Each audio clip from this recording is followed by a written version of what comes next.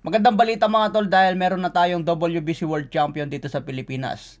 Nakuha po ni Melvin Jerusalem ang WBC Minimum Weight World Title sa Japan. Tinalo po niya ang isang Japanese via split decision. Ito nga po yung score mga tol, 114-113 pabor sa Japanese. Dalawang 112-114 naman pabor kay Melvin Jerusalem. Sumuntikan pa matalo si Jerusalem mga tol. Buti na lang napatumba niya ng dalawang beses itong Japanese. Isa sa round 3 at isa sa round 6. Kung wala yung dalawang knockdown na yun mga tol, delikado pa tayo. Pwede pa tayong masilat. Kaya mahirap lumaban sa Japan kapag wala tayong pinangawakang knockdown. Kailangan talaga i-domina ang kalaban para sure ball ang panalo. Pero kapag ang laban natin sa Japan dikit lang, sigurado papaboran yung mga Japanese. Kaya congrats kay Jerusalem mga tol, ang ating bagong world champion sa Pinas. May bagong kartada si Jerusalem na 22 wins, 12 KOs, may 3 talo, may edad na 30. Tubong Bukidnon nga po ito mga tol, kaya shout out sa mga taga Bukidnon. Samantalang kalaban niya na si Yodai Shigoka, may kartada ito na 8 wins, 5 KOs, may 1 talo na ngayon. Dating undefeated pero nabaklas ni Jerusalem. So sana mga tol magtagal kay Jerusalem ang titulo dahil siya pa lang ang kaisa-isang world champion natin sa Pinas. Kahit nasa pinakamababang division, still world champion pa rin siya. Kaya abangan natin kung sino yung mga susunod na maging world champion ng Pinas. Sana talaga magtagal kay Jerusalem ang titulo. Sa ibang banda naman mga tol, Campbell Hatton, nakipaghiwalay na siya sa kanyang tito.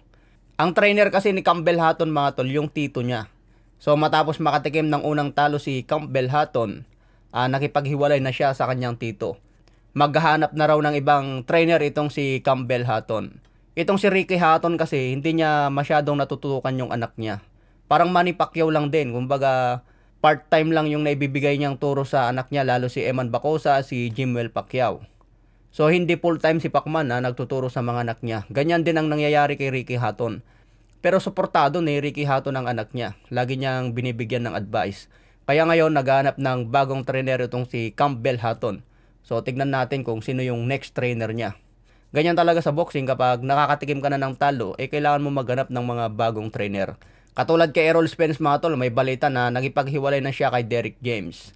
Sa ngayon, hindi pa nagsasalita si Derrick James kung totoo nga ba ang balitang yan na hindi na siya ang mag-train kay Errol Spence. Pero ayon sa mga lumalabas na news mga tol, hiwalay na nga daw, Spence at Derrick James.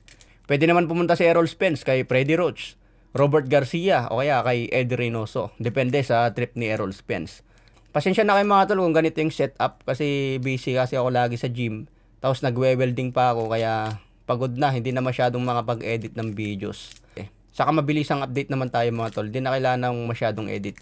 Okay mga tol, so ingat na lang tayo lagi sa mga boxing fans. Shout out sa lahat. God bless.